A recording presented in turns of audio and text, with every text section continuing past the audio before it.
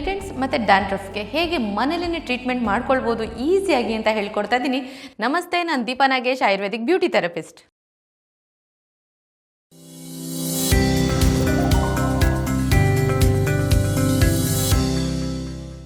ಹೆಚ್ಚಾಗಿ ಎಲ್ಲರಿಗೂ ಸ್ಪ್ಲಿಟೆಂಟ್ಸ್ ಆಗ್ತಾ ಇರುತ್ತೆ, ಡ್ಯಾಂಡ್ರಫ್ ಕೂಡ ಆಗ್ತಾ ಇರುತ್ತೆ, ಹೇರ್ ಡ್ರೈ ಆ್ಯಂಡ್ ಡಲ್ ಆಗಿ ಕೂಡ ಕಾಣಿಸ್ತಾ ಇರುತ್ತೆ. ಇದಕ್ಕೆ ಯಾವುದೋ ಒಂದು ಎಕ್ಸ್ಪೆನ್ಸಿವ್ ಶ್ಯಾಂಪೂ ಆಗಲಿ ಕಂಡೀಷ್ನರ್ ಆಗಲಿ ಖಂಡಿತ ವರ್ಕ್ ಆಗಲ್ಲ. ಇದಕ್ಕೂ ಮೀರಿ ನೀವೇನಾದರೂ ಹೇರ್ ಸ್ಪಾ ಟೆಕ್ನಿಕ್ಸ್ ಅಥವಾ ನ್ಯಾನೋಪ್ಲಾಸ್ಟಿ ಅಂತೆಲ್ಲ ಮಾಡಿಸೋದಕ್ಕೆ ಹೋದರೆ ದುಡ್ಡಂತೂ ವೇಸ್ಟ್ ಆಗೇ ಆಗುತ್ತೆ. ಅದ್ರ ಜೊತೆಗೆ ಹೇರ್ ಕೂಡ ಡ್ಯಾಮೇಜ್ ಆಗುವಂಥ ಚಾನ್ಸಸ್ ತುಂಬಾ ಜಾಸ್ತಿ ಇರುತ್ತೆ. ಅದಕ್ಕೆ ಮನೇಲೆ ಸಿಗುವಂಥ ಸಾಕಷ್ಟು ಇಂಗ್ರೀಡಿಯೆಂಟ್ನ ಯೂಸ್ ಮಾಡಿಕೊಂಡು ಕಂಪ್ಲೀಟಾಗಿ ನೀವು ಡ್ಯಾಂಡ್ರಫ್ ಆ್ಯಂಡ್ ಸ್ಪ್ಲಿಟೆಂಟ್ಸ್ನ ರೆಡ್ಯೂಸ್ ಮಾಡ್ತಾ ಬರ್ಬೋದು. ಎಲ್ಲದಕ್ಕಿಂತ ಇಂಪಾರ್ಟೆಂಟ್, ಸ್ಪ್ಲಿಟೆಂಟ್ಸ್ ಯಾತಕ್ಕೆ ಬರುತ್ತೆ ಅಥವಾ ಡ್ಯಾಂಡ್ರಫ್ ಯಾತಕ್ಕೆ ಆಗುತ್ತೆ ಅಂತ ತಿಳ್ಕೊಳ್ಳೋಣ. ಯಾವಾಗ ಸ್ಕ್ಯಾಲ್ಪಲ್ಲಿ ತುಂಬ ಡ್ರೈ ಆಗಿರುತ್ತೋ ಆವಾಗ ಫಸ್ಟು ಡ್ಯಾಂಡ್ರಫ್ ಆಗುತ್ತೆ. ಅದನ್ನು ಹಾಗೆ ಇಗ್ನೋರ್ ಮಾಡ್ತಾ ಬಂದರೆ ಸ್ಪ್ಲಿಟೆಂಟ್ಸ್ ಆಗಿ ಕನ್ವರ್ಟ್ ಆಗುವಂಥ ಚಾನ್ಸಸ್ ಇರುತ್ತೆ. ಸೊ ಹೇರ್ ಗ್ಲ್ಯಾಂಡಲ್ಲಿ ಸೀಬಮ್ ಸೆಕ್ರೇಷನ್ ರೆಡ್ಯೂಸ್ ಆದಾಗ ಮಾತ್ರ ಈ ಎರಡು ಸಮಸ್ಯೆಗಳು ಬರೋವಂಥ ಚಾನ್ಸಸ್. ಇದು ಯಾವಾಗ ರೆಡ್ಯೂಸ್ ಆಗುತ್ತೆ ಅಂತ ಅನ್ನೋದಾದರೆ, ಹಾರ್ಶ್ ಕೆಮಿಕಲ್ಸ್ಗಳನ್ನ ಯೂಸ್ ಮಾಡಿ ಹೇರ್ ವಾಶ್ ಮಾಡಿರ್ತೀರ, ಆದರೆ ಅದನ್ನು ಬ್ಯಾಲೆನ್ಸ್ ಮಾಡೋದಕ್ಕೋಸ್ಕರನೇ ಹೇರ್ ಆಯಿಲ್ ಅಪ್ಲೈ ಮಾಡೋದನ್ನೇ ಮರ್ತು ಬಿಟ್ಟಿರ್ತಾರೆ ಅಥವಾ ಟೈಮ್ ಸಾಕಾಗಿರಲ್ಲ. ಅಂಥ ಟೈಮಲ್ಲಿ ಹೇರು ತುಂಬ ಫಾಸ್ಟಾಗಿ ಡ್ಯಾಂಡ್ರಫ್ ಆಗಿರುತ್ತೆ, ಹೇರ್ ಸ್ಕ್ಯಾಲ್ಪಲ್ಲಿ ಡ್ಯಾಂಡ್ರಫ್ ಆಗುತ್ತೆ. ಅದಾದ ನಂತರ ಹೇರು ಸ್ಪ್ಲಿಟೆಂಟ್ಸ್ ಆಗಿ ಕನ್ವರ್ಟ್ ಆಗುವಂಥ ಚಾನ್ಸಸ್ ಇರುತ್ತೆ. ಇದು ಬರೀ ಇಂಡಿಕೇಶನ್ ಮಾತ್ರನೇ ಆಗಿರುತ್ತೆ. ಈಗಲೇ ಎಚ್ಚೆತ್ಕೊಂಡ್ರೆ ಸಾಕಷ್ಟು ಹೇರ್ ಡ್ಯಾಮೇಜ್ ಆಗೋದನ್ನು ನೀವು ಓವರ್ಕಮ್ ಮಾಡ್ತಾ ಬರ್ಬೋದು. ಸೊ ಅಭ್ಯಂಗ ಶಾಸ್ತ್ರದಲ್ಲಿ ಏನು ಹೇಳುತ್ತೆ ಅಂದರೆ ಎಲ್ಲದಕ್ಕಿಂತ ವೆರಿ ಇಂಪಾರ್ಟೆಂಟ್ ತೈಲ ಅಭ್ಯಂಗ ಅಂತ ಹೇಳ್ತೀವಿ. ಅಂದರೆ ಹೇರಿಗೆ ನೀವು ಎಷ್ಟು ಆಯಿಲ್ನ ಅಪ್ಲೈ ಮಾಡ್ತಿರ್ತೀರೋ ಅಷ್ಟು ಹೇರು ತುಂಬ ಹೆಲ್ದಿಯಾಗಿರುತ್ತೆ. ಹಾಗೆಂತ ಪ್ರತಿದಿನ ಹಚ್ಚಬೇಕು ಅಂತ ಏನಿಲ್ಲ. ವಾರದಲ್ಲಿ 2-3 ದಿನ ನೀವು ಹೇರ್ ಆಯಿಲ್ನ ಅಪ್ಲೈ ಮಾಡ್ತಾ ಬಂದರೆ ಸಾಕಷ್ಟು ರೀತಿಯ ಹೇರ್ ರಿಲೇಟೆಡ್ ಪ್ರಾಬ್ಲಮ್ಗಳನ್ನ ರೆಡ್ಯೂಸ್ ಮಾಡ್ತಾ ಬರ್ಬೋದು. ಯಾವುದೋ ಫ್ಯಾನ್ಸಿ ಸೀರಮ್ಗಳನ್ನ ಅಪ್ಲೈ ಮಾಡೋದ್ರಲ್ಲಿ ತೋರಿಸೋ ಇಂಟ್ರೆಸ್ಟನ್ನು ನಾವು ನಮ್ಮ ನ್ಯಾಚುರಲ್ ಆಗಿರೋಂಥ ಹೇರ್ ಆಯಿಲ್ ಕಡೆ ತೋರಿಸಿದಾಗ ಮಾತ್ರನೇ ಹೇರ್ ತುಂಬಾ ನ್ಯಾಚುರಲಿ ಹೆಲ್ದಿ ಆಗಿರುತ್ತೆ. ಸೊ ಯಾವ ಆಯಿಲ್ನ ಅಪ್ಲೈ ಮಾಡಿದ್ರೆ ಬೆಟರ್ ಇರುತ್ತೆ ಅಂತ ತಿಳ್ಕೊಳ್ಳೋಣ ಬನ್ನಿ. ಫಸ್ಟ್ ಆಫ್ ಆಲ್, ನಮ್ಮ ಹತ್ರ ಸಿಗುವಂತಂದರೆ ಈಸಿಲಿ ಅವೈಲಬಲ್ ಇರೋವಂಥ ಹೇರ್ ಆಯಿಲ್ಗಳು ತುಂಬಾ ಒಳ್ಳೆಯದಿರುತ್ತೆ. ಫಾರ್ ಎಕ್ಸಾಂಪಲ್ ಕೋಕೋನಟ್ ಆಯಿಲ್, ಅಂದರೆ ತೆಂಗಿನ ಎಣ್ಣೆ ಅಂತ ಏನು ಹೇಳ್ತೀವಿ, ಇದು ತುಂಬಾ ಹೇರ್ ಕಂಡೀಷ್ನರ್ ಜೊತೆಗೆ ಸ್ಕ್ಯಾಲ್ಪ್ಗಳು ಕೂಡ ನರಿಷ್ಮೆಂಟ್ ತುಂಬ ಚೆನ್ನಾಗಿ ಕೊಡುತ್ತೆ. ಇದ್ರ ಜೊತೆಗೆ ಎಳ್ಳೆಣ್ಣೆ ಕೂಡ ತುಂಬ ಚೆನ್ನಾಗಿರುತ್ತೆ. ಹರಳೆಣ್ಣೆ ಎಲ್ಲದಕ್ಕಿಂತ ಬೆಸ್ಟ್ ಆಗಿರುತ್ತೆ. ಆದರೆ ಯಾವ ಆಯಿಲ್ನ ಹೇಗೆ ಅಪ್ಲೈ ಮಾಡ್ತೀರ ಅನ್ನೋದು ತುಂಬ ಇಂಪಾರ್ಟೆಂಟ್ ಆಗಿರುತ್ತೆ. ಹೇರ್ ಆಯಿಲ್ ಮಸಾಜ್ ಮಾಡ್ಕೊಳ್ತೀರ ಅನ್ನೋದಾದರೆ ಕೊಬ್ಬರಿ ಎಣ್ಣೆ ಅಥವಾ ತೆಂಗಿನ ಎಣ್ಣೆ ಅಂತ ಏನು ಹೇಳ್ತೀವಿ, ಅದರಿಂದ ಮಸಾಜ್ ಮಾಡಿಕೊಂಡಾಗ ಸ್ಕ್ಯಾಲ್ಪ್ ಕೂಡ ಸೂದಿಂಗ್ ಆಗುತ್ತೆ. ಜೊತೆಗೆ ಆಯಿಲ್ ಫಾಸ್ಟಾಗಿ ಪೆನೆಟ್ರೇಟ್ ಆಗೋದ್ರಿಂದ ತುಂಬ ಚೆನ್ನಾಗಿ ಕಂಡೀಷ್ನಿಂಗ್ ಕೂಡ ಆಗುತ್ತೆ. ಸ್ಕ್ಯಾಲ್ಪನ್ನ ಮೇಂಟೈನ್ ಮಾಡಬೇಕಂತಂದರೆ ಇದು ತುಂಬ ಚೆನ್ನಾಗಿರುತ್ತೆ. ಇನ್ನು ಹೇರ್ ರೂಟ್ ಅಥವಾ ಹೇರ್ ಫಾಲಿಕಲ್ನ ಸ್ಟ್ರೆಂಥನಿಂಗ್ ಮಾಡ್ಕೊಳ್ಬೇಕು, ಹೇರ್ ರೂಟಿಂದನೇ ಫಾಲ್ ಆಗ್ತದೆ ಅನ್ನೋದಾದರೆ ಎಳ್ಳೆಣ್ಣೆ ತುಂಬಾ ಚೆನ್ನಾಗಿರುತ್ತೆ. ಕಪ್ಪು ಎಳ್ಳೆಯಿಂದ ತೆಗೆದಿರೋಂಥ ಈ ಎಳ್ಳೆಣ್ಣೆಯಲ್ಲಿ ಮೆಲನಿನ್ ಕಂಟೆಂಟ್ನ ಪ್ರೊಡಕ್ಷನ್ ಮಾಡೋದು ಕೂಡ ತುಂಬ ಜಾಸ್ತಿ ಆಗುತ್ತೆ. ಹಾಗಾಗಿ ಬಿಳಿ ಕೂದಲು ಬರೋದು, ಅಂದರೆ ಬಾಲನೆರೆ ಅಥವಾ ಗ್ರೇಯಿಂಗ್ ಆಫ್ ಹೇರ್ ಅಂತ ಏನು ಹೇಳ್ತೀವಿ, ಅದು ಕೂಡ ರೆಡ್ಯೂಸ್ ಆಗ್ತಾ ಬರುತ್ತೆ. ಈ ಎಳ್ಳೆಣ್ಣೆನ ಹಚ್ಚಿ ತುಂಬ ಜಾಸ್ತಿ ಮಸಾಜ್ ಮಾಡೋಂಥ ಅಗತ್ಯ ಇಲ್ಲ. ಫಿಂಗರ್ ಟಿಪ್ಸ್ ಅಂತ ಏನು ಹೇಳ್ತೀವಿ, ಆ ಫಿಂಗರ್ ಟಿಪ್ಸಲ್ಲಿ ಲೈಟಾಗಿ ಮಸಾಜ್ ಮಾಡಿಕೊಂಡಾಗ ತುಂಬ ಚೆನ್ನಾಗಿ ಹೇರ್ ಗ್ರೋತು ಚೆನ್ನಾಗಾಗುತ್ತೆ. ಬ್ಲ್ಯಾಕ್ ಹೇರ್ ಅಂತ ಏನು ಹೇಳ್ತೀವಿ ಅದು ಕೂಡ ಜಾಸ್ತಿ ಆಗುತ್ತೆ. ಅಥವಾ ಕೆಲವರಿಗೆ ಕೂದಲು ಕೆಂಚಿಗಾಗಿರುತ್ತೆ, ಅದನ್ನು ನಾವು ರೆಡ್ಯೂಸ್ ಮಾಡ್ತಾ ಬರ್ಬೋದು.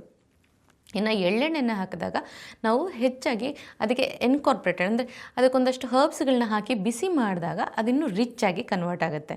ಅದಕ್ಕೆ ಮನೇಲಿ ಸಿಗುವಂಥ ಶಂಖಪುಷ್ಪಿ ಎಲೆಗಳನ್ನ ಹಾಕ್ಬೋದು, ಕರಿಬೇವಿನ ಎಲೆಗಳನ್ನ ಕೂಡ ನೀವು ಹಾಕಿ ಬಿಸಿ ಮಾಡಿ ಅಪ್ಲೈ ಮಾಡ್ಬೋದು.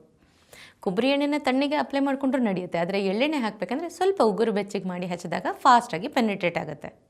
ಇನ್ನು ಹರಳೆಣ್ಣೆ ಯಾರೆಲ್ಲ ಹಚ್ತಾರೋ ಅವ್ರಿಗೆ ನಾನೊಂದು ಸೀಕ್ರೆಟ್ ಇಂಗ್ರೀಡಿಯೆಂಟ್ನ ಹೇಳ್ಕೊಡ್ತೀನಿ. ಖಂಡಿತವಾಗ್ಲೂ ಆ ಹರಳೆಣ್ಣೆಯಿಂದ ಬರುವಂಥ ಓಡರ್ ಕೆಲವ್ರಿಗೆ ಇಷ್ಟ ಆಗಿರಲ್ಲ. ಅದನ್ನು ರೆಡ್ಯೂಸ್ ಮಾಡಬೇಕಂದ್ರೆ ಸಂಪಿಗೆ ಹೂವು, ಅದರಲ್ಲೂ ಕೆಂಡ ಸಂಪಿಗೆ ಹೂವನ್ನ ಹರಳೆಣ್ಣೆಗೆ ಹಾಕಿ ಸ್ವಲ್ಪ ಬಿಸಿ ಮಾಡಿ ಆನಂತರ ಹೇರಿಗೆ ಅಪ್ಲೈ ಮಾಡಿಕೊಂಡಾಗ ಅದು ಅರೋಮ್ಯಾಟಿಕ್ ಆಯಿಲ್ ಆಗಿ ಕನ್ವರ್ಟ್ ಆಗುತ್ತೆ. ತುಂಬ ಚೆನ್ನಾಗಿ ನರಿಷ್ಮೆಂಟ್ ಕೊಡೋದ್ರ ಜೊತೆಗೆ ನಿಮಗೆ ಯಾವುದೇ ರೀತಿಯ ಹೇರ್ಗೆ ಅಂದರೆ ಟೋನರ್ಸ್ಗಳನ್ನ ಹಾಕುವಂಥ ನೆಸಸರಿ ಕೂಡ ಇರೋದಿಲ್ಲ. ಆದರೆ ಒಂದು ನೆನ್ಪಿಟ್ಕೊಳ್ಳಿ, ಹರಳೆಣ್ಣೆ ಹಚ್ಚಿದಾಗ ಓವರಾಗಿ ಮಸಾಜ್ ಮಾಡಬಾರ್ದು. ಇದು ತುಂಬ ಸ್ಟಿಕಿ ಆಗಿರೋದ್ರಿಂದ ನೀವು ಮಸಾಜ್ ಮಾಡಿದಾಗ ಸ್ಕ್ಯಾಲ್ಪ್ ಮತ್ತು ಹೇರ್ ಗ್ಲ್ಯಾಂಡ್ ಮೇಲೆ ಪ್ರೆಷರ್ ಬೀಳೋದ್ರಿಂದ ಹೇರ್ ಫಾಲ್ ಆಗುವಂಥ ಚಾನ್ಸಸ್ ಇರುತ್ತೆ.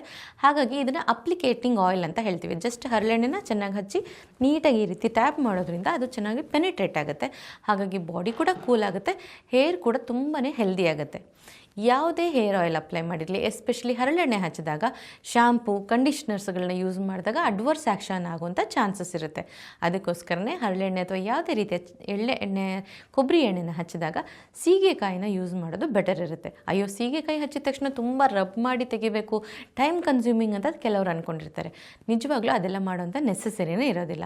ಸೀಗೆಕಾಯಿನ ಅಂಟ್ವಾಳಕಾಯಿ ಜೊತೆಗೆ ಚಿಗುರೆ ಪುಡಿ ಜೊತೆ ಹಾಕಿ ಸ್ವಲ್ಪ ಬಿಸಿ ನೀರಲ್ಲಿ ಹಾಕಿ ಚೆನ್ನಾಗಿ ಮಿಕ್ಸ್ ಮಾಡಿ ಅದನ್ನು ಹೇರಿಗೆ ಅಪ್ಲೈ ಮಾಡಿಕೊಂಡು 20 ಮಿನಿಟ್ಸ್ ಬಿಟ್ಟು ಜಸ್ಟ್ ರಿನ್ಸ್ ಮಾಡಿದರೆ ಸಾಕು.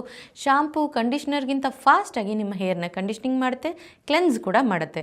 ಇದರಿಂದ ಡ್ಯಾಂಡ್ರಫ್ ಆಗುವಂಥ ಚಾನ್ಸಸ್ ಕೂಡ ರೆಡ್ಯೂಸ್ ಆಗ್ತಾ ಬರುತ್ತೆ. ಹೀಗೆ ಮನೇಲಿ ಸಿಗುವಂಥ ಸಾಕಷ್ಟು ಆಯಿಲ್ಗಳನ್ನ ಯೂಸ್ ಮಾಡೋದ್ರಿಂದ ನಿಮ್ಮ ಸ್ಕ್ಯಾಲ್ಪ್ ತುಂಬ ಚೆನ್ನಾಗಿ ಮಾಯ್ಶ್ಚರೈಸ್ ಆಗುತ್ತೆ ಆ್ಯಂಡ್ ಹೇರ್ ಕೂಡ ಕಂಡೀಷ್ನಿಂಗ್ ಆಗ್ತಾ ಬರುತ್ತೆ. ಮನೇಲಿ ಸಿಗುವಂಥ ಕರಿಬೇವು, ಪೆಪ್ಪರ್, ಮೆಂತೆಕಾಳು ಇದಿಷ್ಟನ್ನು ಸ್ವಲ್ಪ ಕ್ರಷ್ ಮಾಡಿ ನೀವು ಇದು 3 ತೈಲಗಳ ಜೊತೆ ಮಿಕ್ಸ್ ಮಾಡಿ ಸ್ವಲ್ಪ ಬಿಸಿ ಮಾಡಿ ರೆಗ್ಯುಲರಾಗಿ ಹೇರ್ಗೆ ಅಪ್ಲೈ ಮಾಡ್ತಾ ಬರೋದ್ರಿಂದ ಹೇರ್ ಫಾಲ್ ಕೂಡ ಕಂಟ್ರೋಲ್ ಆಗುತ್ತೆ, ಸ್ಪ್ಲಿಟ್ ಎಂಡ್ಸ್ ಕೂಡ ರೆಡ್ಯೂಸ್ ಆಗ್ತಾ ಬರುತ್ತೆ. ಸ್ಪ್ಲಿಟ್ ಎಂಡ್ಸ್ ಆಗಿದೆ ಅಂತ ಅಂದ್ಬಿಟ್ಟು ಹೇರ್ನ ಟಿಪ್ಸ್ನ ಟ್ರಿಮ್ ಮಾಡೋದ್ರಲ್ಲಿ ಅರ್ಥನೇ ಇರೋದಿಲ್ಲ. ಸ್ಪ್ಲಿಟ್ ಎಂಡ್ ಆಗಿರೋದು ಜಸ್ಟ್ ಇಂಡಿಕೇಷನ್ ಅಷ್ಟೇ. ಹಾಗಾಗಿ ಸೀಬಮ್ ಸೆಕ್ರೇಷನನ್ನು ಇನ್ಕ್ರೀಸ್ ಮಾಡಬೇಕು. ಇದಕ್ಕೆ ವಾರದಲ್ಲಿ 2 ರಿಂದ 3 ಸತಿ ತೈಲಾಭ್ಯಂಗ ಮಾಡೋದು ತುಂಬಾ ಒಳ್ಳೆಯದು. ಮತ್ತು ಹೇರ್ ಯಾವ ಆಯಿಲ್ನ ರೀಹೀಟ್ ಮಾಡಬೇಕು ಆ್ಯಂಡ್ ರೀಹೀಟ್ ಮಾಡಬಾರ್ದು ಅಂತ ತಿಳ್ಕೊಳ್ಳಿ. ಆಲ್ರೆಡಿ ಹೀಟ್ ಮಾಡಿ ಪ್ರಿಪ್ರೇಷನ್ ಮಾಡಿರೋ ಅಂಥ ತೈಲಗಳು ಬರುತ್ತೆ. ಅದರಲ್ಲಿ green oil, red oil, brown oil ಹೀಗೆ ಸಾಕಷ್ಟು ರೀತಿಯ ಪ್ರಿಪೇರ್ಡ್ ಹೇರ್ ಆಯಿಲ್ಸ್ ಇರುತ್ತೆ. ಅದನ್ನು ಡೈರೆಕ್ಟ್ ಹೀಟ್ ಮಾಡೋದು ಮತ್ತು ರೀಹೀಟ್ ಮಾಡೋದು ತಪ್ಪಾಗುತ್ತೆ. ಹಾಗಾಗಿ ಅಂಥ ಟೈಮಲ್ಲಿ ನೀವು ಡಬಲ್ ಬಾಯ್ಲ್ ಮಾಡಿ ಆಮೇಲೆ ಅದನ್ನು ಸ್ವಲ್ಪ ಬಿಸಿಯಾಗಿದ್ದಾಗ ಹಚ್ಬೋದು, ಅಥವಾ ಆಯಿಲ್ ಡಿಫ್ಯೂಸರ್ಸ್ ಅಂತಲೇ ಬರುತ್ತೆ, ಅದರಲ್ಲಿ ಹಾಕಿ ರೀಹೀಟ್ ಮಾಡಿ ಹೇರ್ ಸ್ಕ್ಯಾಲ್ಪ್ಗೆ ಅಪ್ಲೈ ಮಾಡ್ಕೊಳ್ಳಿ. ಕೆಲವರು ಬರೀ ಹೇರಿಗೆ ಮಾತ್ರ ಹಾಕಿರ್ತಾರೆ, ಸ್ಕ್ಯಾಲ್ಪ್ಗೆ ಅಪ್ಲೈ ಮಾಡಿರಲ್ಲ. ಕೆಲವರು ಸ್ಕ್ಯಾಲ್ಪಿಗೆ ಜಾಸ್ತಿ ಹಚ್ಚಿರ್ತಾರೆ, ಹೇರಿಗೆ ಅಪ್ಲೈ ಮಾಡಿರಲ್ಲ. ಸೊ ಈ ರೀತಿ ಮಾಡೋದ್ರಿಂದನೂ ಕೂಡ ಸ್ಪ್ಲಿಟ್ ಎಂಡ್ಸ್ ಆಗುವಂಥ ಚಾನ್ಸಸ್ ತುಂಬಾ ಜಾಸ್ತಿ ಇರುತ್ತೆ. ನೀವು ಆಯಿಲ್ ಅಪ್ಲೈ ಮಾಡ್ತಿದ್ದೀರಾ, ಅದು ನ್ಯಾಚುರಲ್ ಆಯಿಲ್ನ ಅಪ್ಲೈ ಮಾಡ್ತಿದ್ದೀರಾ ಅಂದರೆ ರೂಟಿಂದ ಸ್ಟಾರ್ಟ್ ಮಾಡಿ ಸ್ಕ್ಯಾಲ್ಪ್ಗೆ ಅಪ್ಲೈ ಮಾಡಿ ನೀಟಾಗಿ ಹೇರ್ ಟಿಪ್ವರೆಗೂ ಅಪ್ಲೈ ಮಾಡಬೇಕು. ಇನ್ನು ಎಷ್ಟೊತ್ತು ಬಿಡಬೇಕು ಹೇರ್ ಆಯಿಲ್ ಅಪ್ಲೈ ಮಾಡಿ ಅಂತ ಸಾಕಷ್ಟು ಜನ ಕೇಳ್ತಾ ಇರ್ತೀರ.